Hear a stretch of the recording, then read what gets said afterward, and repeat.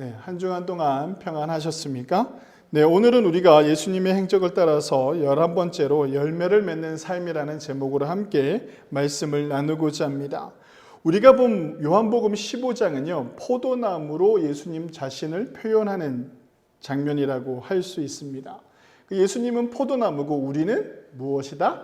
가지다라고 이렇게 말씀하고 있는 것이죠. 오늘 여러분들이 집에 돌아가시면 한 주간 동안 다른 성경은 몰라도 요한복음 15장을 처음서부터 끝까지 쭉 읽으면서 포도나무와 가지의 이런 관계를 더욱더 깊이 묵상하는 그런 한 주간이 되시기를 바랍니다. 오늘 본문 5절의 말씀에 나는 포도나무여 너희는 가지니 저가 내 안에 내가 저 안에 있으면 이 사람은 과실을 많이 맺나니 나를 떠나서는 너희가 아무것도 할 수 없다라는 것을 말씀해주고 있는 말씀이라고 할 수 있습니다. 예수님께서는 신자가 철저히 주님 안에서 살아야 된다는 것을 포도나무로 비유하고 계시는 거죠. 포도나무에서 가지가 떨어지면 살 수 없는 것처럼 우리가요, 포도나무는 가지는 항상 포도나무에 붙어 있어야 되는 것처럼 여기에서 이야기하는 것은 너희가 내 안에, 내 말이 너희 안에 거하는 삶이 가지된 삶을 살아갈 수 있는 방법이라는 것을 알려주고 있습니다.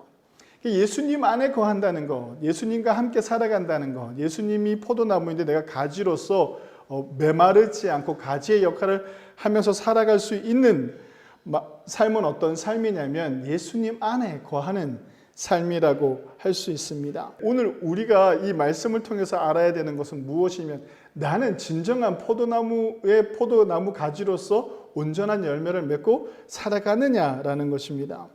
열매를 맺는 삶은요, 어떤 삶을 살아야 됩니까? 라고 한다면 말씀에 거하는 삶이라고 할 수 있습니다. 오늘 우리가 본 본문에 보면 내 말이 너희 안에 거하면이라고 이렇게 말씀하고 있습니다. 이 땅의 가장 큰 진리로 생각하고 이 땅에서 가장 사랑해야 될 것이 말씀이라는 이 고백으로 그 권위에 순종하며 그 권위를 높여주며 주님의 말씀을 지키고 순종하는 삶을 살아가는 것, 그것이 내가 말씀 안에 거하는 삶이라고 할 수가 있습니다. 말에 거하라는 것은요, 말씀을 읽고 배움으로써 하나님의 뜻을 알아가라는 것입니다. 우리가 실수를 하는 경우가 있는데요, 이런 경우입니다. 우리가 말씀을 읽다가 혹은 제가 한 주간 말씀을 여러분들에게 가끔 보내주지 않나요? 문자로 여러분들에게 말씀을 보내드리잖아요. 그랬을 때 여러분들은 제가 보내드린 말씀 구절을 보고 어떻게 하시나요? 아, 이거 읽고 이거 좋은 말씀이네 하고 이렇게 끝나나요? 아니면 그걸 좀 깊이 생각하시나요? 오늘 여러분들에게 제가 가끔 이렇게 문자를 보내는 이 메시지 구절들이요, 여러분들의 삶의 하루의 묵상이 되기를 바라는 마음에서 보내는 겁니다. 묵상이라는 것은요, 이 말씀으로 인해가 나를 돌아볼 수 있는 시간을 만드는 것입니다. 내가 오늘 목사님이 보내주신 말씀이 나한테 어떤 것도 의미가 없어. 이거 나한테 왜 보내주는 거야? 지금 나랑 나의 형편이랑 하나도 맞는 게 없는 구절이네? 라고 이렇게 생각할 때가 있잖아요. 그렇죠? 그러다 보면 어떻게 해요? 보냈구나 하고 넘어간단 말이죠. 근데 어느 날 목사님이 보낸 문자가 와, 내가 힘드는데 이 문자가 막 나를 위로해. 아이고 좋다. 이러고 넘어간단 말이죠. 말씀을 여러분들에게 보내는 건 위로가 되라고 보내기도 하고 힘이 되라고 보내기도 해요. 맞아요. 하지만 그것을 보고 우리는 어떻게 해야 되냐면 내가 위로를 받았다라면 내가 왜 위로를 받을까? 이 말씀 때문에. 어쩌면 이 말씀을 내가 받았는데 왜 나는 이 말씀에 어떤 감동도 없고 나는 이 말씀이 왜 나한테 어떤 의미도 없는 거지? 라고 묵상할 수 있어야 돼요. 그 나를 돌아보는 시간을 갖는 이 말씀을 통해서 왜 나를 위로하셨을까? 왜 내가 이 말씀에 감동을 받은 걸까? 하고 생각할 수 있어야 돼요. 그것이 말씀을 깊이 생각하는 거예요. 상고한다고 하잖아요. 깊이 생각한다라는 것은요, 나를 위로하고 있는 것이 무엇인가? 왜 내가 이 말씀에 위로를 받고 있는가 하면서 나의 상태를 돌아보는 거예요. 나의 상태를 돌아보면 하나님이 지금 나의 이런 상태를 알고 계시는구나. 내가 이 말씀 속에서 내가 이런 새 힘을 얻었으니 하나님께서 나에게 또 원하시는 것이 무엇인가 자꾸 깊이 생각할 수 있어야 돼요. 이건 무엇이냐면 하나님을 알아가는 거죠. 하나님을 알아가는 것뿐만 아니라 나 자신을 알아가는 거기도 해요. 지금 나의 상태를 알아가는 것이기도 하죠.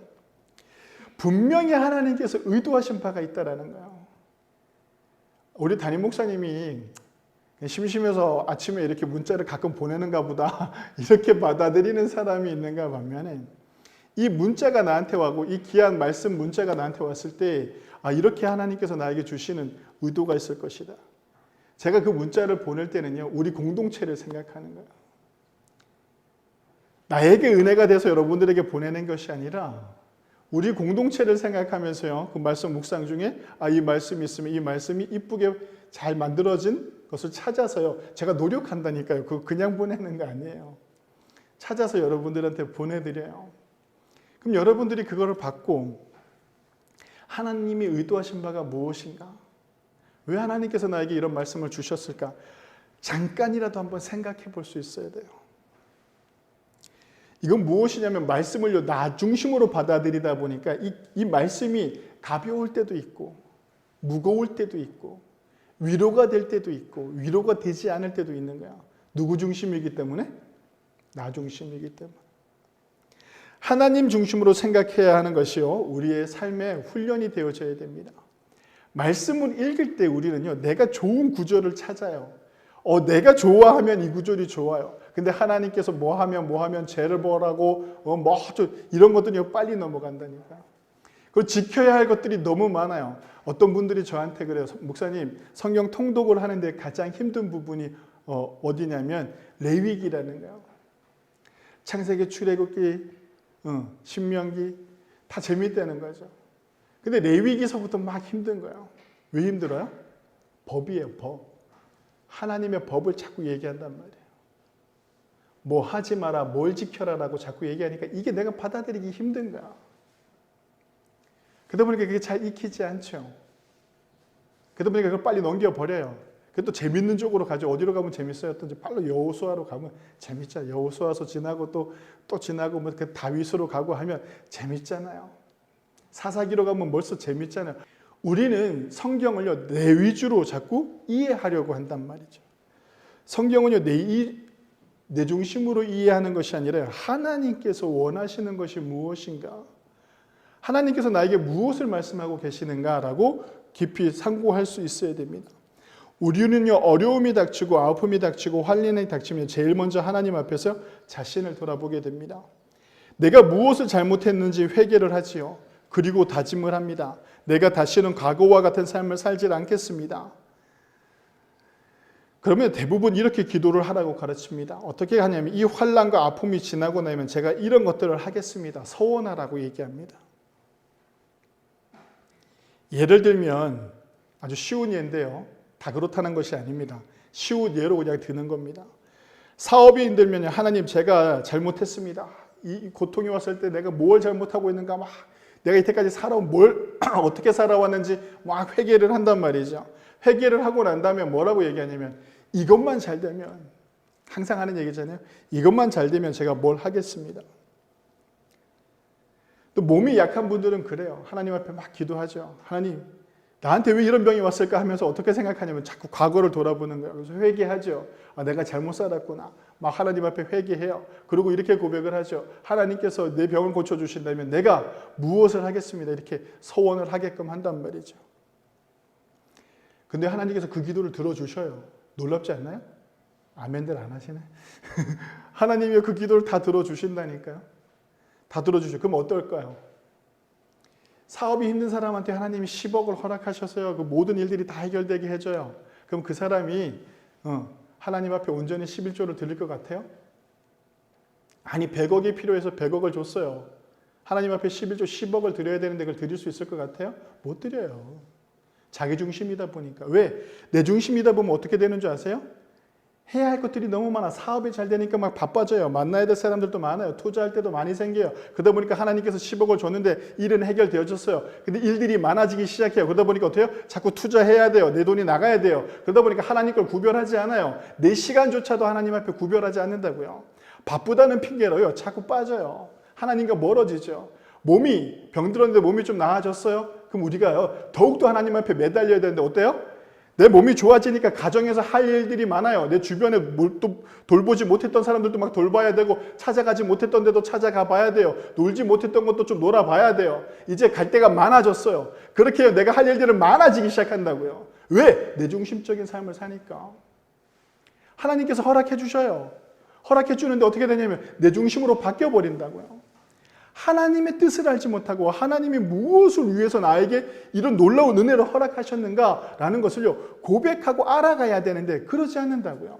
그러지 않으니까 어떻게 되냐면 자꾸 하나님과 멀어져요. 하나님께서 돈을 많이 주셨어요. 부자가 되게 해주셨는데 너무 바빠요. 하나님이 주신 거 맞아요? 맞냐고요? 하나님과 멀어지고 있는데 이게 하나님이 주신 건지 사단이 나한테 주신 건지 판단해야 된다고요. 사단은요, 우리에게 무엇을 원하느냐 하면 다른 거 없어요. 막 여러분들이 가서 죄를 짓고 막 이상한 걸 하라고 사단이 가르치지 않는다니까요. 여러분들의 삶에 풍족함을 허락해요. 너무 좋은 삶을 허락하죠. 그러면서 어떻게 바쁘게 살게 하는 거야. 정신없이 살게 해요. 그리고 힘들지 않아요. 평안해요. 돈도 많이 있어요. 자식들도 잘 돼요. 근데 내 삶은 어때요? 하나님으로부터 멀어지고 있다고요. 왜 그렇게 되느냐고요. 내 중심적인 것 때문에. 내가 좀 바쁘면 괜찮아. 내 이렇게 바쁜데 뭐. 이런 식으로 변명하게 되는 거예요. 몸이 건강해져도 마찬가지예요. 별반 다르지 않다라는 것이죠. 어떤 사람들이 나 중심적으로 말씀을 보고 나 중심적으로 기도하는 사람들, 내 중심의 신앙이 강한 사람들은 어떤 사람들이냐면 하나님의 뜻이 나에게 중요하지 않아요. 그래서 항상 어떠냐면 내 중심적인 삶을 살아가게 되는 거죠. 그러면서 우리는 할 일들이 많아지는 거예요. 하나님께서 주시는 풍족함이, 풍요함이 자꾸 딴 생각을 하게 하는 거죠. 하나님으로부터 멀어지게 하고 있다는 겁니다. 성도 여러분, 말씀에 거한다는 것은요, 나의 뜻을 내려놓는 순간이에요. 하나님을 뜻을 알아가는 시간은요, 나의 뜻을 내려놓는 거예요. 내 지금 많이 아파요. 지금 내 사업이 잘 안 돼요. 내 자식이 잘 안 돼요. 내 삶이 뭔가가 잘 안 이루어지고 있어요. 그러면 이제는 뭐 하냐면 다 내려놓을 수 있어야 돼요. 내려놓고 하나님을 생각하는 거예요. 과거를 자꾸 생각하지 마세요. 여러분들이 충분히 회개했잖아요. 하나님 앞에 충분히 회개했잖아요. 회개했으면 이제 어떻게 해야 되느냐면 내가 하나님 앞에 서서 하나님이 나에게 이런 환경을 주시고 나에게 이런 삶을 주시는데 나는 무엇 때문에 이런 환경 속에 있는가? 하나님께서 나에게 바라시는 것이 무엇인가라는 것을 묵상할 수 있어야 돼요. 어디를 중심으로? 말씀을 읽으면서. 그러다 보면 하나님께서요, 우리에게 말씀하시는 것을 알게 돼요. 말씀을 통해서 감동이 오게 되죠. 그렇게 되면 우리는 어떻게 되냐면 하나님 안에 거하는 삶을 살아가게 되는 거예요. 너희가 내 안에 거하고 내 말이 너희 안에 거하는 삶은 그런 삶이라고 할 수 있어요. 더 깊이 하나님의 뜻을 알아가는 그 상태를 말한다라고 할 수 있죠. 우리가 문제가 있고 어려움이 있고 환란이 오고 인생의 역경이 있는 것은요, 우리가 죽을 때까지 반복되어지는 삶이라고 할 수 있습니다. 오늘 지금 이 순간 이 문제가 해결되어진다고 해서요, 이후로 평안해지나요? 제가 흔한 제 몸을 들어서 얘기를 하자면 제가 4년 전에 코로나가 오기 전에 이 옆구리가 너무 아파가지고 거의 1년을요 음식을 제대로 먹지도 못하고 제대로 걷지도 못하고 막 이랬어요. 그래서 큰 병이 온 줄 알았어요. 저는 옆구리가 너무 아파가지고 검색해 보니까 막 옹겨병들이 많은 거죠. 불안하기도 하잖아요. 그래서 병원에 가가지고요 갔더니 병원에서 제가 너무 이상하다고 해서 여기 근처 병원에 갔는데 여기가 너무 아프다고 막 이렇게 얘기했는데 그분이 너무 의사 선생님이 내과 의사 선생님이 저한테 근육통이라고 그냥 가라는 거예요. 그냥 갔어요 제가. 근육통이란 말을 듣고 근데도 너무 불안한 거예요. 그래서 제가 태백에 가서 피 검사를 해달라고 그랬어요. 피 검사를 해달라고 해서 피 검사를 해가지고 검사 결과를 보니까 빌루빈 수치, 간 수치가 너무 높은 거야.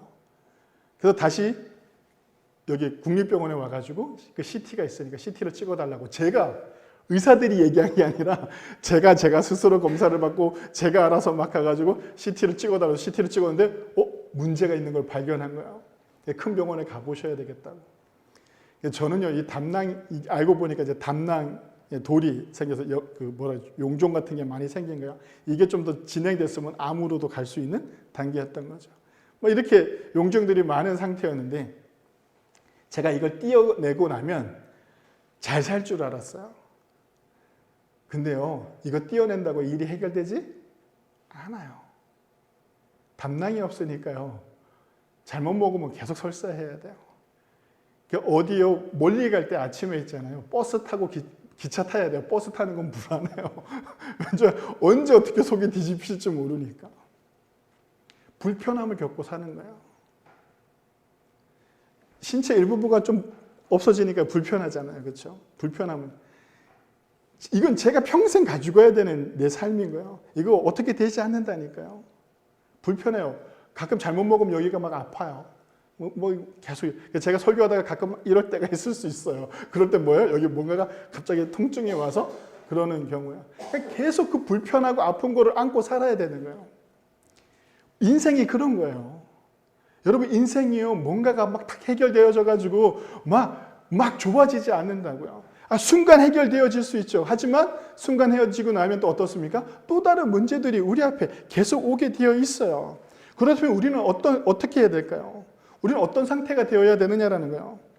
하나님의 뜻을 온전히 알아간다는 것은 무엇이냐면 내가 이런 고통 속에서도 하나님의 뜻을 알면요, 이 고통이 고통으로 느껴지지 않는 거예요.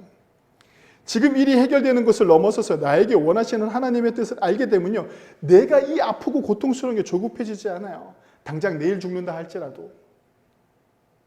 왜? 하나님이 나와 함께 하시기 때문에 거기에 대한 확신이 있으니까요, 두렵지가 않게 되는 것이죠. 참고 인내하며 힘든 오늘 하루를 이겨낼 수 있는 힘이 나에게 있어요. 이건 핑계가 되지 않는 거죠. 제 몸이 좀 불편해요. 불편할 수밖에 없죠. 근데 그게 핑계가 되지 않는 거예요. 여기에만 집중하기 시작하면 내가 아무것도 할 수 없다니까요. 그러다 보니까 어떻게 해요? 이렇게 불편한 걸 가지고도 내가 할 수 있는 것들을 찾아내요. 하나님께서 나에게 원하시는 것이 무엇일까? 어떤 삶을 원하시는 걸까? 라고 계속 고민하고 그것을 이겨내고 그걸 살아가다 보면 이걸 잊게 하시는 거예요. 아픈 걸 가지고 살아가는데 그걸 이겨내게 하신다는 것이죠. 환경이 변하고 몸이 질병이 왔다고 두려워하거나 무서워할 필요가 없어요. 나와 함께 하시는 하나님께서요, 내가 무엇 때문에 힘들어하고 있는 것을 너무나도 잘 알고 계셔요. 그런 하나님께서요, 나로 인해서 무엇을 원하시면 그 몸을 가지고라도 그 상황 속에서도 하나님의 뜻을 온전히 이루기를 원하시는 거죠. 흔한 예로 제자들이 풍랑을 만났을 때 예수님께서요, 이게 고개를 이렇게 잠자고 있었어요. 배 밑에 들어가셔서. 풍랑이 와서 막 난리가 났죠. 제자들이 예수님을 깨워요. 우리가 죽게 생겼습니다. 하고 막 깨워가지고 예수님이 벌떡 일어나요. 일어나가지고 어떻게 하냐면 바다도 잠잠케 하고 파도도 잠잠케 하고 모든 것을 다 잠잠케 하셔요. 그리고 난 다음에 제자들에게 하신 말씀이 뭐라고요? 마가복음 4장 38절에서부터 40절인데요. 제가 읽어드리겠습니다. 마가복음 4장 38절에서부터 40절입니다. 예수께서는 고물에서 베개를 베고 주무시더니 제자들이 깨우며 이르되 선생님이여 우리가 죽게 된 것을 돌보지 아니하시나이까 하니 예수께서 깨어 바람을 꾸짖으시며 바다더러 이르시되 잠잠하라 고요하라 하시니 바람이 그치고 아주 잔잔하여지더라.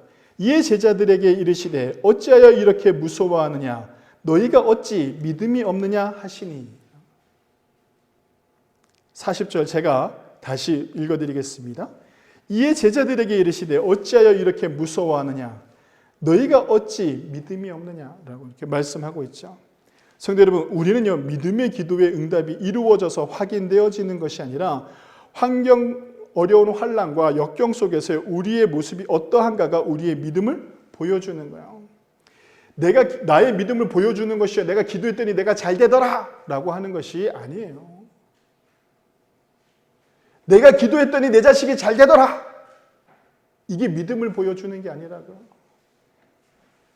내가 기도했더니 내 사업이 이렇게 잘 되더라. 내가 기도했더니 내 병이 이렇게 낫더라. 이런 것이 아니라고요. 제자들이 예수님께 38절에 이렇게 얘기한다고요. 우리가 죽게 되었는데 우리가 죽는 걸 그냥 보시겠습니까? 라고 깨운단 말이죠. 우리의 신앙과 비슷하지 않나요? 우리의 삶에 문제가 오면 우리는 막 그렇게 다급하게 기도하잖아요.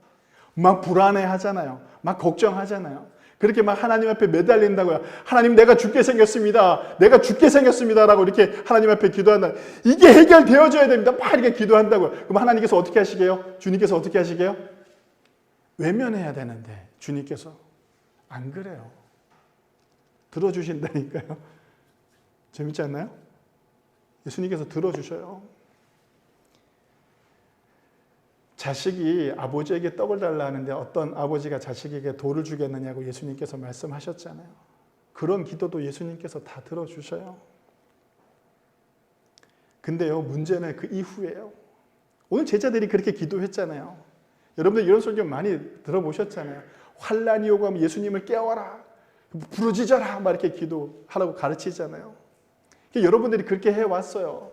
그렇게 해오고 여러분들이 그런 기도 응답을 받았다고요. 오늘 제자들이요, 모든 것이 평안해지고 모든 것이 잠잠해지고 모든 것이 다 해결되어지는 삶을 경험했다고요. 여러분들도 경험했을 거예요. 하나님 앞에 그렇게 부르짖어서 매달려서 그 모든 것들을 다 경험했을 거예요. 그걸 경험하고 난 다음에 예수님께서 제자들에게 뭐라고 말씀하셨냐면 믿음이 적은 자들도 아니고 뭐라고 표현하셨다고요? 믿음이 없는 자들이라고 표현하셨다고요. 신앙생활을 하지만 하나님을 향한 믿음이 없는 거예요. 하나님의 자녀로 선택받은 너희를 예수님께서 그냥 내버려 두지 않아요. 기도하면 들어주신다니까요. 예수님께서 그 모든 것을 이루어 주게 하신다니까요. 성도 여러분, 말씀의 깊이를 알아가는 사람들은 환경에 흔들리지 않아요. 온전한 믿음을 소유한 사람들은 어떤 사람들이냐면요, 어떠한 환경이 오더라도 흔들리지 않는 사람들인 거죠. 왜? 하나님께서 나와 함께 하시기 때문입니다. 내가 하나님 안에 거하고 하나님의 말씀이 내 안에 거하고 내가 또한 하나님 안에서 살아가기 때문에 그것이 흔들리거나 무섭거나 두려운 문제가 아니라는 것이죠. 내가 주님 안에, 주님이 내 안에 계시기 때문에 순간순간 흔들리지 않고 무던히 살아갈 수 있는 것입니다. 이런 사람들에게 나타나는 특징이 무엇이냐면 열매가 가득한 삶을 살아가게 되는 것이죠. 오늘 본문에 보면 15장은 포도나무와 포도 가지에 대한 이야기잖아요. 근데 거기에 핵심은 무엇이냐면 열매를 맺어야 된다고 표현하고 있잖아요. 오늘 우리가 읽은 본문에서도 마찬가지지만 우리는요, 포도나무 가지라고 요한복음은 말씀하십니다. 포도나무 가지는요, 포도 열매를 맺어야 합니다. 포도 열매는 다른 것이 아니라 한 영혼을 주님 앞으로 영접케 하는 삶이라는 것이죠. 그것이 열매예요. 근데 우리는 자꾸 착각해요. 내가 선한 삶을 사는 것이 성령의 열매인 줄 안다고요. 포도 열매인 줄 아는데 여러분들이 선하게 사는 것은 그냥 선하게 사는 삶, 그건 방법인 거예요. 방법. 열매를 맺기 위한 방법이란 말이에요. 우리가 이런 착각을 또 할 때가 있어요. 우리가 갈라디아서 5장에 보면 뭐가 나옵니까? 성령의 9가지 열매가 나온다면 사랑, 희락, 화평, 오래 참을, 자비, 양성, 충성, 온유, 절제, 이 열매가 나온단 말이죠. 이 열매를 맺고 살아가는 거예요. 성령의 이 9가지 열매를 맺는 이유는 무엇이냐라고 한다면 포도 열매를 맺기 위한 거예요. 성령의 9가지 열매로 끝나는 것이 아니라 뭐예요? 성령의 9가지 열매를 가지고 우리가 포도 열매를 맺을 수 있어야 되는 것이죠. 성령의 열매는요, 나를 바로 세우기 위함이 아니라 포도 열매를 맺는 데 필요한 비료와 같은 거예요. 성령의 열매를 가지고 살아가는 사람들에게서 나타나는 것이 무엇이냐면 포도 열매를 맺는다라는 것이죠. 성령의 열매는요, 비료와 같은 것입니다. 성령의 9가지 열매는요, 포도나무 가지인 우리가 온전한 포도 열매를 맺기 위해 주는 세상에서 가장 강력한 비료라고 할 수가 있죠. 성도 여러분, 성령의 9가지 열매, 내가 사랑하고 희락하고 화평하고 오래 참고 자비하고 양성하고 충성하고 온유하고 절제된 삶을 사는 것으로 끝나는 것이 아니라 그 삶을 삶으로 인해서 우리에게 뭐가 있어야 된다고요? 포도 열매가 나타나야 돼요. 그것이 가정에서든 그것이 직장에서든. 성령의 9가지 열매를 가지고 우리는요, 우리의 삶 속에서 혹은 사업을 하면서 직장 생활을 하면서 항상 이런 자세로 살아야 되는 것이죠. 지금 이 자리에서 내가 성령의 9가지 열매, 사랑을 하고 희락, 기쁨을 가지고 화평을 하고 오래 참고 자비하고 온유하고 절제하고 충성하고 양선하는 그 마음을 가지고 내가 삶의 자리에서 살아가는 거예요. 그렇게 살아갈 때 어떤 사람이 나의 삶을 보고요, 감동을 받을 수 있는 거예요. 그 감동을 받은 사람이 주님을 영접하게 되는 것이죠. 그곳에 하나님께서 함께 하시는 겁니다. 그곳에 기도의 응답이 넘쳐나게 되고요. 그곳에 하나님의 능력이 가득한 자리가 되는 것이죠. 그곳에 하나님께서 나를 혼자 내버려 두지 않아요. 성도 여러분, 여러분들의 삶의 바운더리 안에 나는 한 영혼을 구원할 영혼을 정해놓고 있는지요? 나는 어떤 열매를 맺기 위해서 노력하고 있는지요? 미울 수 있어요. 답답할 수 있다니까요. 그러니까 성령의 9가지 열매가 필요하잖아요. 어떻게 필요해요? 사랑하고 오래 참으라고 하잖아요. 절제하라고도 하잖아요. 모든 일에 열심을 내라고도 하잖아요. 충성하라고도 하잖아요.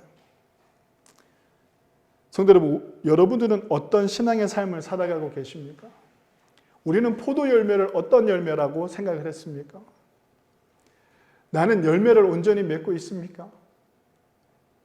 열매를 맺는 그곳에요, 하나님의 모든 역사가 나타나는 겁니다. 우리가 예수 그리스도 안에 있고 예수 그리스도의 말씀이 내 안에 있으면 우리가 무엇을 구하든 하나님께서 다 이루어 주신다라고 말씀하시죠. 우리가 구하는 모든 것을 하나님께서 다 허락하세요. 하나님께서 다 허락하신단 말이죠. 내가 구하는 모든 것이 다 허락되어진다면 제일 먼저 우리는 무엇을 구해야 될까요? 돈? 질병? 내 자식? 내 삶? 하나님께서 모든 것을 다 허락해 주신다면, 여러분들 제자들이 오늘 풍랑에서 어때요? 예수님을 깨워서 부르짖으니까 예수님께 다 해결해 주시잖아요. 그럼 우리가 제일 먼저 기도해야 될 게 뭘까요? 내 주변에 있는 믿지 않는 내 가족을 위해서 기도할 수 있어야 돼요. 그것이 하나님의 응답으로 나타날 수 있어야 되는 것이죠. 나 중심이 아니라 하나님 중심으로 바뀔 수 있어야 되는 거예요. 그러면요, 그곳에요, 성령의 능력이요, 가득하게 되는 거예요. 성령의 능력은요, 놀라운 능력들이 많잖아요. 다음에 제가 성령의 능력에 대해서도 쭉 설교를 하고 성경 공부도 하겠지만, 성령의 능력은요, 우리가 상상할 수 없는 그 이상의 것들이 우리에게 미쳐진다는 겁니다. 성도 여러분, 우리가 기도하는 목적이, 내가 구하는 목적이 한 영혼을 구원할 수 있는 그 뜨거운 마음이 우리 안에 있어야 됩니다. 성도 여러분, 어떤 신앙을 살아가고 계십니까? 우리는 포도나무 가지입니다. 포도나무 가지는요, 포도 열매를 맺어야 합니다. 그 포도 열매가 나의 뜻을 이루는 것이 아니라 하나님의 뜻을, 주님을 영접하는 한 영혼을 위해 애쓰고 힘쓰는 삶, 그곳에 하나님의 영광이 가득하다라고 오늘 성경은 말씀하고 있습니다. 우리는 포도 열매를 자꾸 착각한단 말이죠. 내 삶에 좋은 것들이 내 삶의 문제가 해결되어지는 것들이 하나님의 은혜고 그것이 열매라고 생각한단 말이죠. 아니에요. 그냥 그것은 하나님이 나를 돕는 하나의 손길인 거예요. 하나님이 나를 위로하시는 손길이에요. 하나님이 나를 돕는 그 손길을 경험하셨다면 이제 하나님의 뜻을 알아가고자 노력해야 돼요. 맨날 어린아이가처럼 문제가 생기면 해결해달라고 할 수는 없잖아요. 좀 성숙된 신앙인이라면 문제가 있을 때 스스로 해결할 수도 있어야 되죠. 극복할 수도 있어야 되는 거예요. 그럼 제자들이요, 저번에도 한번 제가 말씀드렸지만 제자들이 예수님에게 믿음이 있는 자들이라고 믿음이 훌륭하다라고 칭찬받을 수 있는 방법은 무엇이었습니까? 예수님을 깨우는 것이 아니라 뭐 해야 되는 거예요? 그 환난 속에서요, 자기가 할 수 있는 일을 최선을 다하는 거예요. 돛대를 잡고 싸우는 거예요. 뭐와 싸우는 겁니까? 파도와 바람과 싸우는 거예요. 누가 지키시기 때문에? 주님이 지키시기 때문에. 근데 우리는 어떻게 해요? 자꾸 쉬운 방법만 선택한단 말이에요. 주님이 다 해결해 주실 것이다. 저번에 제가 설교했잖아요. 그죠? 신이 나타나서 모든 것을 다 해결하는 그런 삶만을 기대하고 있단 말이죠. 그런 것이 아니라 어떻게? 힘들고 고통 속이지만 내가 그것을 끝까지 지키고 인내할 수 있는 거예요. 제자들이요, 그 풍랑 속에서 하나님이 나와 함께 계시고 주님이 나와 함께 계시니까 나는 죽지 않을 것이다. 나를 그냥 내버려 두지 않을 것이다. 하나님께서 이것을 이겨내게 하실 것이다. 이 고통 속에서 나를 건져 주실 것이다. 그러면서 나는 어떻게 해야 됩니까? 끝까지 그것을 내가 할 수 있는 일을 최선을 다하는 거예요. 그러다가 죽을 수도 있어요. 억울하나요? 그렇지 않다고요. 내가 주님 앞에 가는데 뭐가 억울해요? 이 어려운 세상을 다 등지고 주님 앞에 가는 게 축복되지 않나요? 아멘들 안 하시는 거 보니 아직 세상에 미련이 많이 남아 있으신가 봅니다. 성도 여러분, 제자들이요, 예수님을 깨우는 것이 아니라 그 자리에서 자기가 손에 피가 날 정도로 돛대를 잡고 풍랑을 이겨냈을 때요, 예수님께서 자리에서 일어나셔서 이렇게 얘기했을 거예요. 훌륭하도다. 믿음이 강한 자들아 라고 칭찬하셨을 거라고요. 다시 말씀드리지만 우리가 예수님을 깨워도 예수님께서 뭐 하신다고요? 우리의 기도를 들어주셔요. 그런데 우리는 무슨 소리를 듣는다고요? 믿음이 없는 자가 되어버리는 거예요. 우리가 기도하지 않아도, 그 문제를 가지고 우리가 기도하지 않아도 하나님께서 해결해 주셔요. 이겨내게 해주신다고요.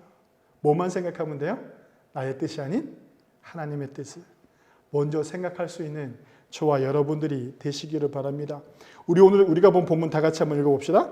7절서부터 8절 다 같이 시작. 너희가 내 안에 거하고 내 말이 너희 안에 거하면 무엇이든지 원하는 대로 구하라. 그리하면 이루리라.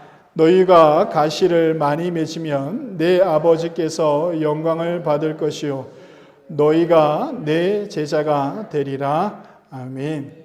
성도 여러분, 난 참된 제자입니까? 라고 물었을 때 나는 진정한 열매를 맺고 살아가고 있는가? 성령의 일을 감당하고 있는가? 진정한 열매를 맺는 참된 제자된 삶을 사셔서요, 우리가 살아가는 인생 속에서 하나님이 나와 함께 계신다는 것을 충분히 알고 깨닫고 느끼고 살아가시는 증산 제일교회 성도님들 되시길 주님의 이름으로 간절히 축원합니다. 기도하시겠습니다.